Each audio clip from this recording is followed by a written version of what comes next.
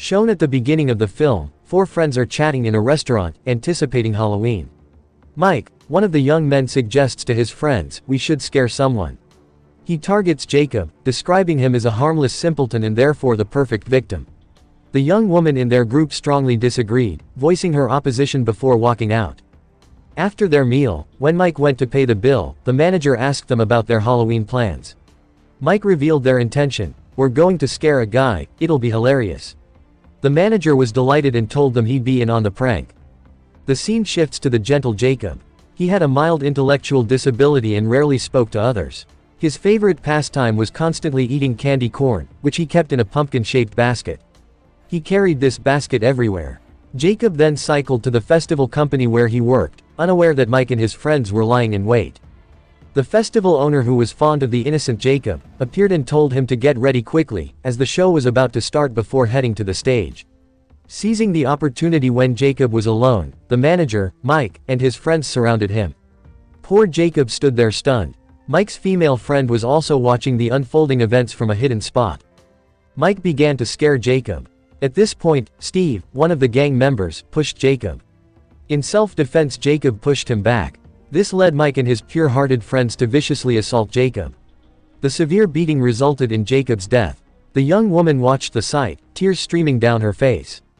Back at home, the woman confronted Mike and the others, telling them, "What you did to Jacob was a terrible cruelty."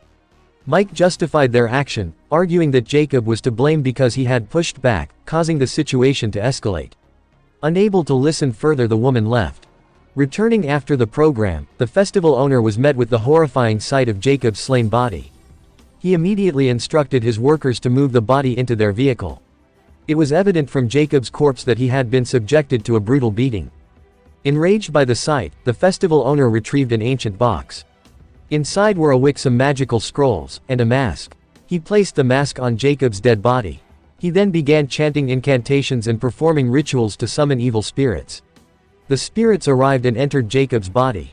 Meanwhile, the young woman had informed Mike's father, a police officer, about the events. He told her that no one had filed a complaint but promised to investigate. The police officer then went to the festival owner and asked about Jacob. The owner lied, saying Jacob was beaten by someone and had been sent home due to his injuries. The officer believed the owner's story but still went to Jacob's house. After knocking multiple times with no answer, he left, unaware that someone inside was watching him. The news that Jacob was not dead but alive brought relief to Mike's friends, as well as the restaurant manager. Later, while in the washroom, the manager noticed a candy corn basket. He took one candy and was eating it when Jacob, wearing the mask, appeared behind him. Panicked, the manager was quickly grabbed by the throat and brutally murdered. The police officer arrived at the scene and found a candy corn near the body, raising his suspicion that Jacob was the killer. He shared this information with Mike's friends, who had gathered at the house of one of the group members. They relayed the news to Mike. Mike dismissed the idea, arguing that Jacob was incapable of such an act and that someone else must be responsible. A short time later, the friends dispersed. Alone in his house, Mike's friend heard a noise and went outside. He saw Jacob's candy corn basket. Trembling with fear, he slowly moved forward, only to be seized by Jacob, who then brutally murdered the young man and ripped out his spine. At this time, police officers had returned to the festival company owner's office, looking for Jacob. The owner repeatedly insisted he knew nothing and that Jacob had gone home.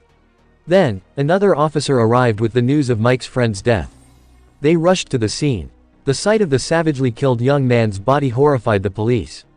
The officers' suspicions were confirmed. They immediately headed to Jacob's house for investigation. Despite a thorough search, Jacob was nowhere to be found. They noticed a foul smell emanating from one room. Going in, they found something wrapped up. When the officers unwrapped it, they were shocked to find the decomposing, maggot-ridden body of Jacob's mother. The continuous police questioning and the series of murders distressed the festival company workers. They asked the owner what was happening. The owner replied, "Everything I'm doing is right." He continued, "It is a habit of the rich to torment the poor like us. Mike and his gang brutally killed Jacob, one of our own, without reason. This is their usual behavior. I must take revenge on them. What am I doing wrong?" The workers felt he had a point and assured him, "We will stand with you in everything now." Meanwhile, Jacob had placed the candy corn basket in front of Steve's theater. Only Steve and the young woman from Mike's gang were there. She was shocked to see Steve grievously wounded. He quickly collapsed and died. Jacob was right behind her. Screaming in terror, she ran outside, but Jacob caught her. He savagely tore out her tongue and brutally murdered her. Rushing to the scene, the police officers were aghast at the gruesome sight. Understanding the gravity of the situation, the police officer called his son, Mike, informing him of the events and ordering him not to leave the house. Hearing this, Mike became enraged. Shouting, he went to the festival grounds to kill Jacob. However, the festival owner's employees beat him unconscious and hid him inside their camp. Realizing his son's life was in danger, the police officer rushed home. Entering the house, he found the festival owner inside.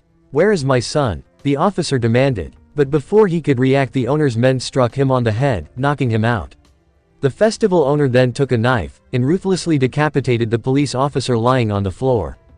At this moment, the unconscious Mike escaped from the festival camp and stumbled outside. He was relieved to see his father's police car speeding toward him. But on top of the vehicle, he saw a gruesome sight: his father's severed head. Stunned by the horror, Jacob approached him. Jacob grabbed the terrified Mike and mercilessly tore out his arms. The festival owner watched the scene, clearly enjoying it. Jacob then began to pull out Mike's teeth one by one from the half-dead body, brutally torturing and killing him.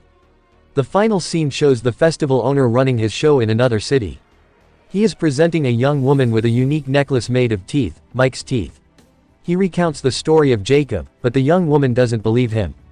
This, the owner says, is his victory. Some people kill others for no reason. For such people, Jacob's reincarnation is a lesson, he tells the woman. In the festival camp, Jacob is seen eating candy corn. The movie ends in this scene.